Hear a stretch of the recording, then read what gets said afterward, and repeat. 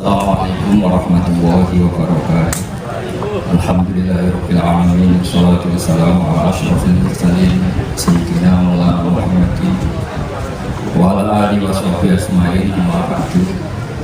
Ingkang kula hormati sedanten keluarga besar dari Mbah Umar, ingkang kula hormati para habaib khususnya Habib Ahmad Al-Habsyi, sedanten para kiai kang kula hormati, sederek-sederek sepuh kula wonten Kiai Haji Afas, wonten Mas Arwani.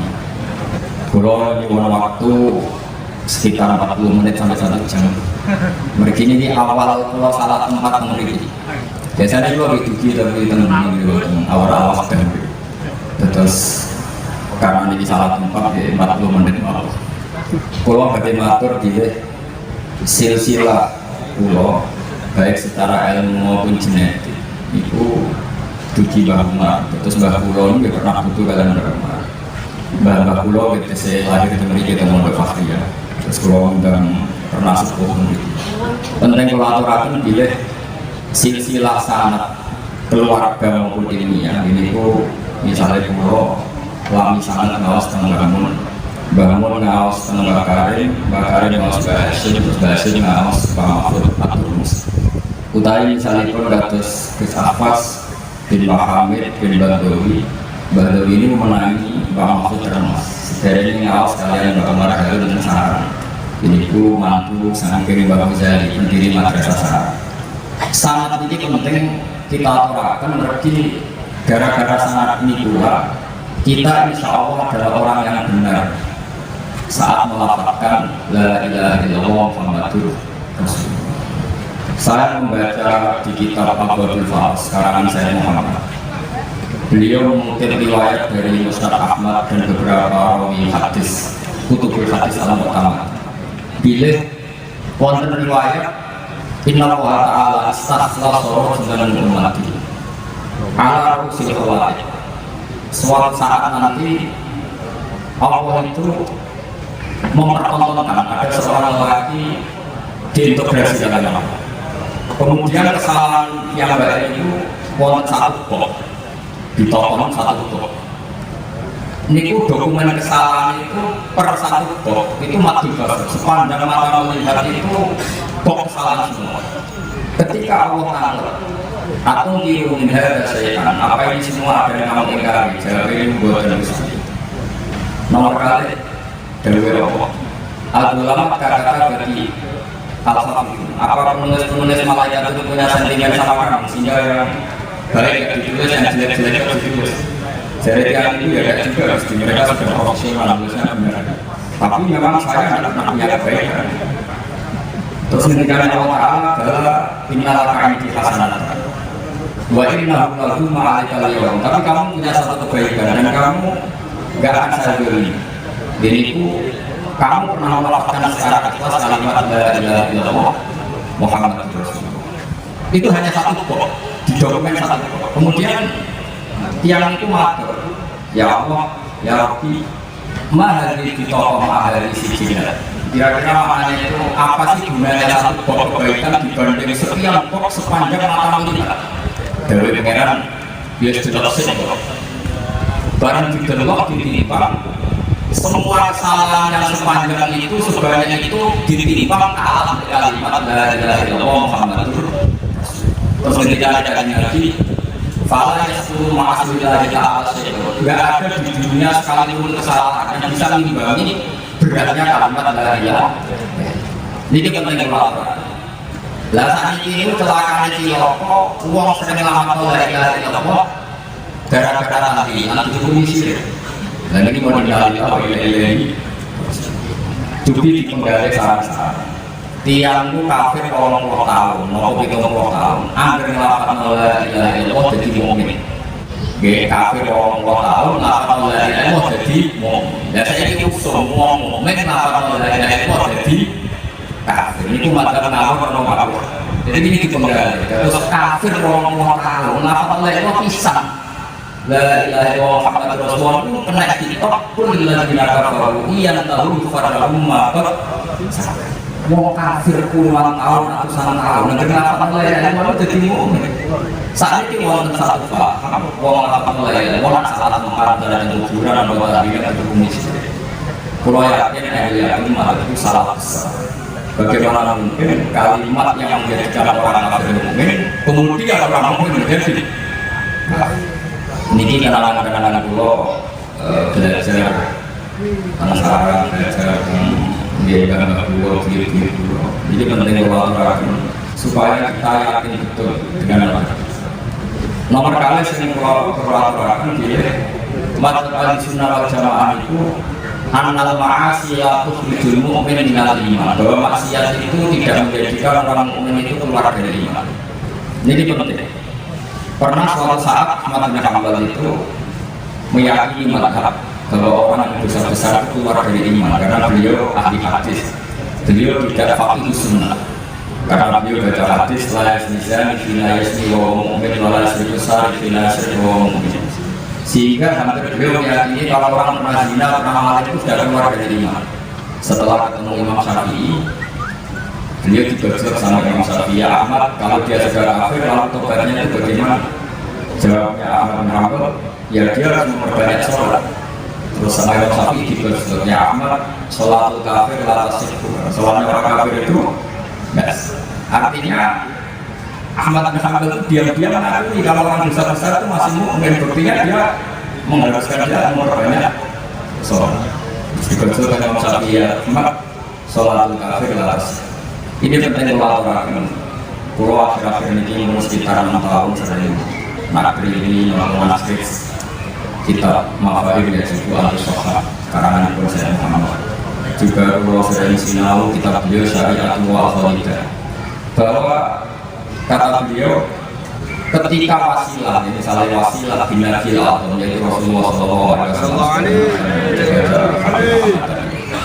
Kata beliau, Nabi itu berdua atom, Nabi itu pintu menuju rahmatnya Allah, dan beliau orang spesial.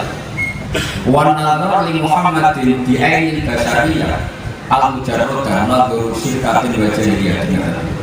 Kalau ada orang melihat Nabi hanya sisi manusianya, maka itu adalah ciri orang kafir. Setiap orang kafir pasti mengomentari Nabi, in antum illa basyarun muslimun, bahwa kamu itu manusia seperti kita.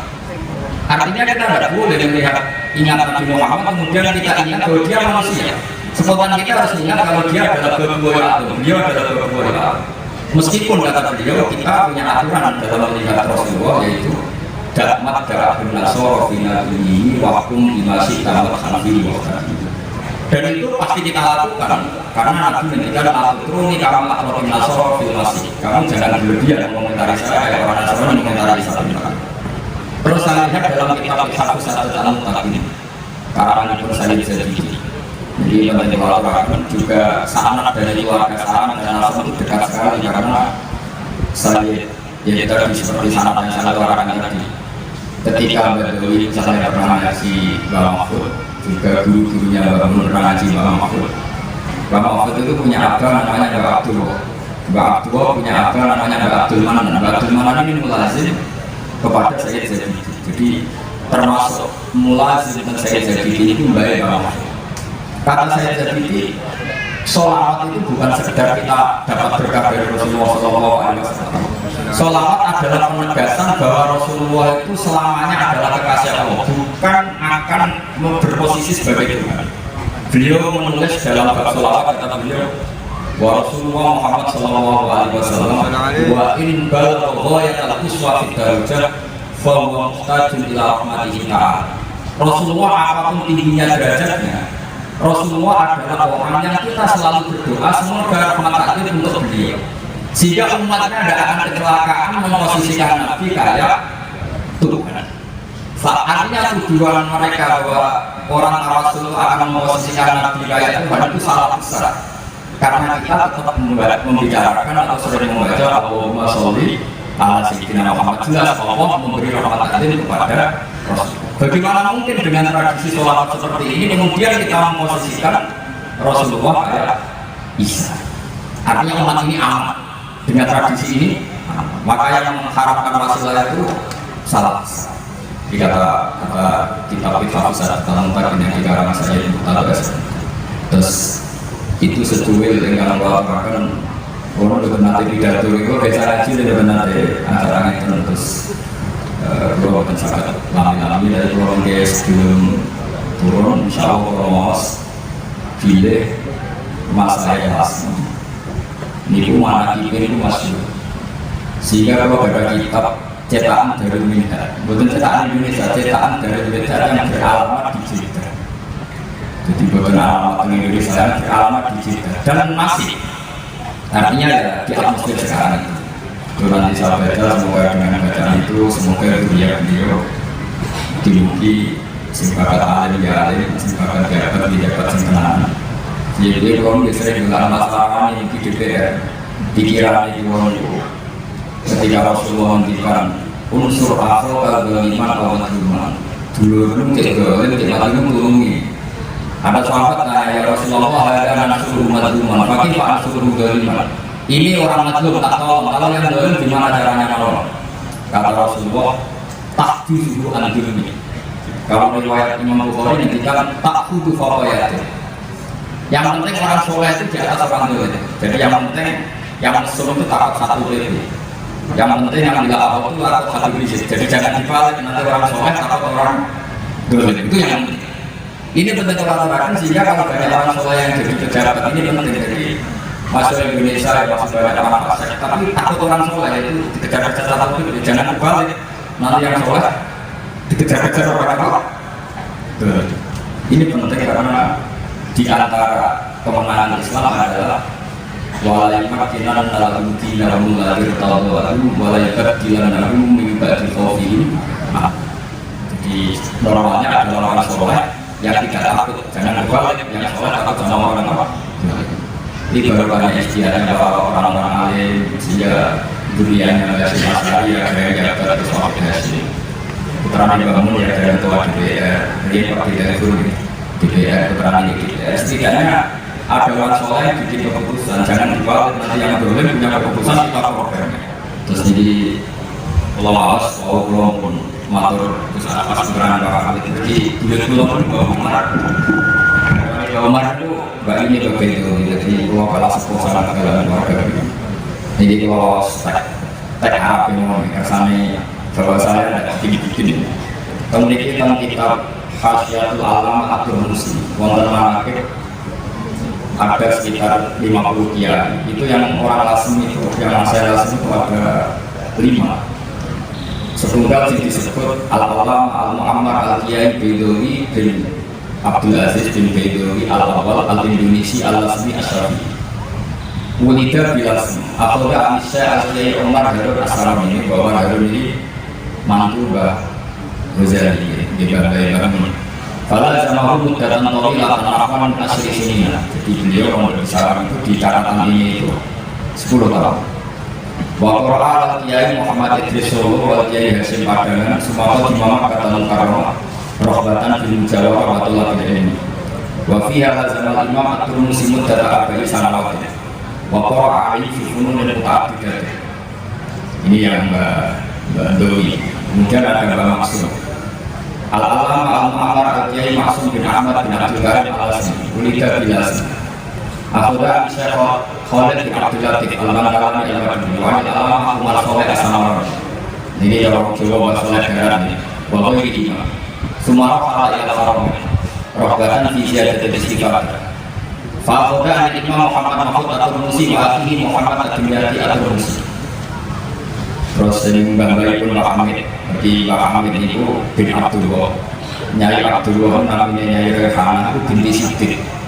Dan ini Mbak Siddiq yang disebut ini Al-Alama Asyad Nyai Siddiq bin Abdillah bin Sholat bin Muhammad Al-Asmi Al-Jimberi min Baldati Lasmi Tawat Tona bin Jimber bin Jawa Syarabiyah min Syuyukhihi Al-Imam Muhammad Mahfud At-Turmusi Wal-Alama Zainuddin bin Badawi As-Sumbawan Masya Abdul Wani Subah Al-Bimami. Ini Mbak Gubernur NTB Majdi.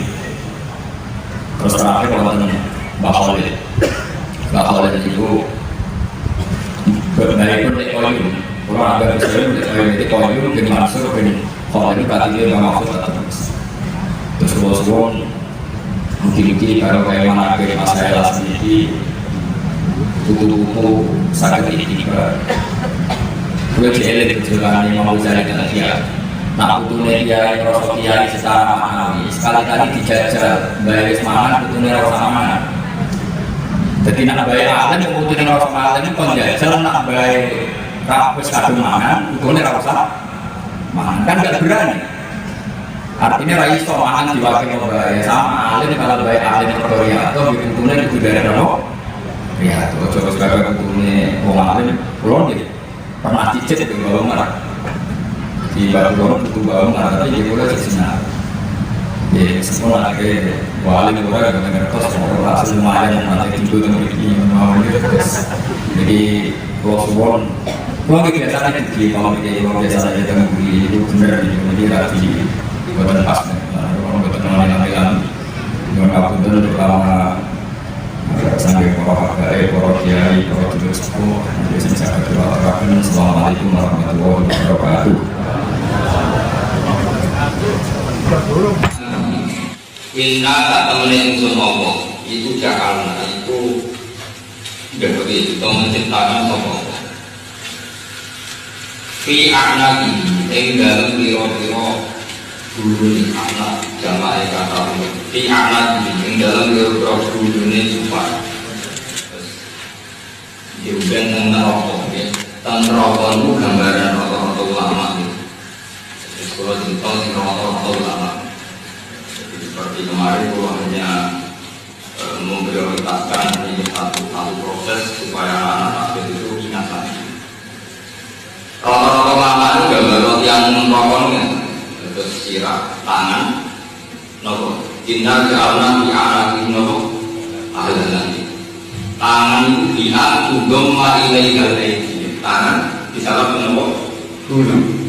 Terus juga untuk tangan itu kalau dia hilal akon kalau lupa terus nyata kiranya jangan terus yang sering penjara itu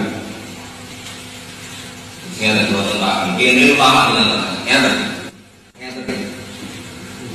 jadi dalam posisi di belakangnya terusnya malah kalau kiai rokok istilahnya di belakang rokok posisinya pun malah ini kalau dia itu orang ajaran itu sebenarnya orang akal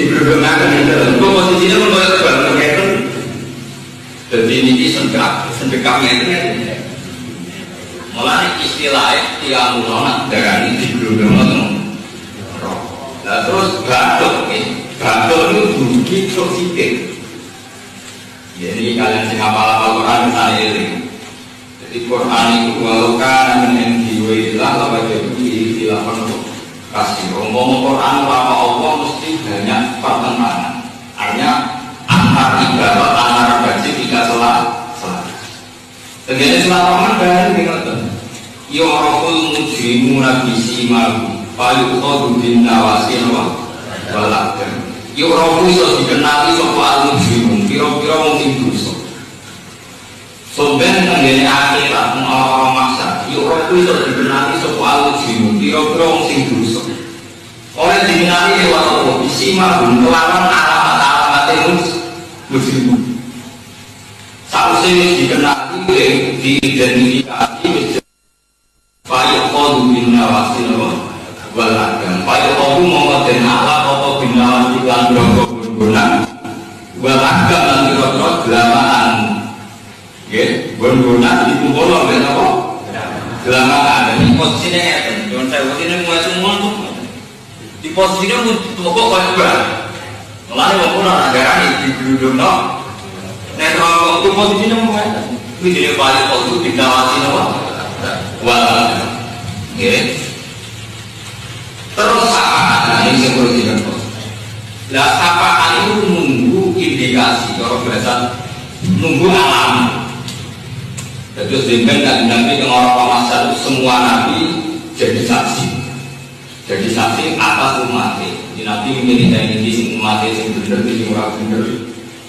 Dan ini beda kan? Kalau orang pun mujibuna bisi. Ini mesti disebut Quran yauma tabyaddu wujuh wa taswaddu wujuh. Jadi nak kali orang soleh banget itu pagar banget. Nak setengah soleh itu setengah redup. Nak soleh rapatan itu lah. Terus wa taswaddu sing dosane ada di wajib itu. Sebab itu nanti nabi-nabi kita ini gampang mereka menenten di sima itu nanti yang saya sima di min adaris itu nak ngapik ning wajahnya orang bekas adaris orang berkali-kali mimpi saking seneng Quran bayang orang apa Quran itu raine makan sirahnya dimakan sampai tangannya sampai sedikit badan mungkin setengah ini namun nonton 1-2 ayat itu sesuai kapasitas dan saking nur ini mungkin Nabi Muhammad, Nabi Ibrahim, Nabi Nur, Nabi itu ngertos di umat ini kucing disebut Quran yauma tarawul mu'minina wal mu'minati yas'anuhum baina aydihim wa bi'aymanihim ya aku nak bimana nur nenggone dina kiamat dina sing wong mukmin mukminat yas'aluhum baina aydihim wa bi'aymanihim pangarep yo nur pengguri wonten lha ketika wonten nur iki Rasulullah nggak tahu nah iki umatku sing loyal iki umatku sing Oke teman-teman, jadi itu adalah reaction ngaji kita bersama dengan Kiai Haji Baharudin Rusalim atau Gus Baha. Dan dalam ngaji kali ini dalam acara Haul Mbah Umar ya, Mbah Umar Lasem secara garis besar mengenai sanad dan penegakan kalimah thayyibah atau kalimah la ilaha illallah Muhammadur Rasulullah. Terus khusus lagi adalah di sini adalah Haul Masyayikh Lasem. Dan dalam reaction ngaji kita bersama dengan Gus Baha kali ini kita bisa mengumpulkan beberapa catatan yang sudah kita sajikan. Di antaranya yaitu sebagai berikut. Yang pertama adalah silsilah sanad keluarga maupun ilmu itu penting diketahui karena sanad itu pula kita adalah orang yang benar saat melafalkan la ilaha illallah atau melafalkan kalimah thayyibah. Kalimah la ilaha illallah itu asalkan punya sanad yang jelas, maka itu juga akan menjadikan kebenaran dari lafal thayyibah tersebut. Kemudian suatu saat nanti Allah mempertontonkan ada seorang laki-laki diinterogasi oleh malaikat. Terkumpullah dokumen-dokumen kesalahan yang bertumpuk-tumpuk, lalu ditanya, apakah ini semua kesalahan akan kamu ingkari? Kemudian dijawab, tidak ya Allah. Kemudian apakah malaikat punya masalah denganmu sehingga tidak ada kebaikan yang dilaporkan? Kemudian dia menjawab, tidak ya Allah, malaikat sudah bertugas bagaimana mestinya. Kemudian tapi kamu punya satu kebaikan dan kamu tidak akan saya zolimi, yaitu pernah melafalkan kalimah la ilaha illallah Muhammadur Rasulullah. Dan kemudian si pemuda tadi menjawab, ya Robi, apa gunanya satu kebaikan ini dibandingkan dosaku yang begitu banyaknya? Kemudian Allah melanjutkan, lihat saja dulu. Kemudian lalu ketika ditimbang, maka beratnya seluruh dosa itu kalah berat dengan kalimah la ilaha illallah. Jadi sekecil apapun, asalkan itu berisi kalimah la ilaha illallah Muhammad Rasulullah yang artinya ketauhidan tingkat tinggi, maka semua kesalahan-kesalahannya itu jika ditimbang akan lebih berat kalimah la ilaha illallah. Nah, itu adalah bukti bahwa Allah Maha Pengampun dan bukti bahwa seberapa berat atau seberapa nilai dari kalimah thayyibah la ilaha illallah. Kemudian seberapapun lamanya kamu kafir, kalau akhirnya kamu mengucapkan kalimah la ilaha illallah, maka kamu akan jadi mukmin. Kemudian maksiat itu tidak berarti lalu keluar dari Islam, karena berbuat maksiat bukanlah pembatal kemukminan atau keislaman seseorang. Kemudian Nabi itu pintu menuju rahmatnya Allah, maka dekat-dekatlah dengan sifat-sifat yang ada pada diri Rasulullah. Kemudian kalau melihat Nabi hanya dari sisi basyariahnya saja atau sisi kemanusiaannya saja, maka itu adalah menjadi ciri-ciri orang-orang yang kafir. Tetapi berkah tradisi sholawat, Nabi tidak mungkin dianggap sebagai Tuhan. Jadi ada dua sisi ketika kita melihat Nabi, bahwasanya Nabi itu adalah manusia seperti kita, namun Nabi itu berbeda dengan kita sebagai manusia biasa, karena Nabi mempunyai keunggulan. Namun berkah sholawat, keunggulan-keunggulan kesempurnaan Nabi ini tidak mungkin terpeleset sehingga seperti halnya Nabi Isa dituhankan oleh umatnya. Dan berkah sholawat itu kita tidak mungkin menganggap Rasulullah itu sebagai Tuhan, karena sallallahu alaihi Muhammad, atau kita tetap meminta kepada Allah untuk memberikan syafaat, untuk memberikan sholawat salam ya untuk Rasulullah. Jadi artinya adalah seberapapun hebatnya Rasulullah, beliau tidak mungkin dituhankan oleh kita. Dan Nabi kita juga tidak menganggap bahwasanya Rasulullah itu manusia biasa saja, karena Rasulullah mempunyai keistimewaan tertentu. Dan kemudian Ahlussunnah wal Jamaah atau Islam secara keseluruhan tidak akan mendewakan Rasulullah atau menganggap Nabi sebagai Tuhan. Hal ini adalah barokah sholawat, karena dengan tradisi sholawat inilah akan menjaga umat Islam dari kepleset menganggap Rasulullah sebagai Tuhan, karena kita selalu mendoakan agar Allah senantiasa memberikan rahmat salamnya kepada Rasulullah. Kemudian orang soleh harus menjadi kuasa daripada orang fasik. Hal ini termasuk dalam pemerintahan. Setidaknya ada orang soleh yang punya hak untuk menentukan keputusan, jangan hanya orang zalim yang membuat keputusan. Kemudian ternyata banyak sekali orang-orang Indonesia yang terkenal di dunia keilmuan Islam di seluruh dunia. Hal ini disebutkan dalam salah satu kitab manakib yang disebutkan oleh Gus Baha tadi. Nah, kemudian barokah dari manakib, semoga anak cucu kita, anak cucu kiai-kiai besar Indonesia, kiai-kiai besar Jawa atau Indonesia pada umumnya, bisa menjaga tradisi kealiman yang telah diriadohkan atau ditirakati oleh para leluhur atau para kiai-kiai, masyayikh-masyayikhnya. Terus khusus lagi adalah masyayikh-masyayikh yang ada di Lasem, Rembang dan lain sebagainya di Jawa.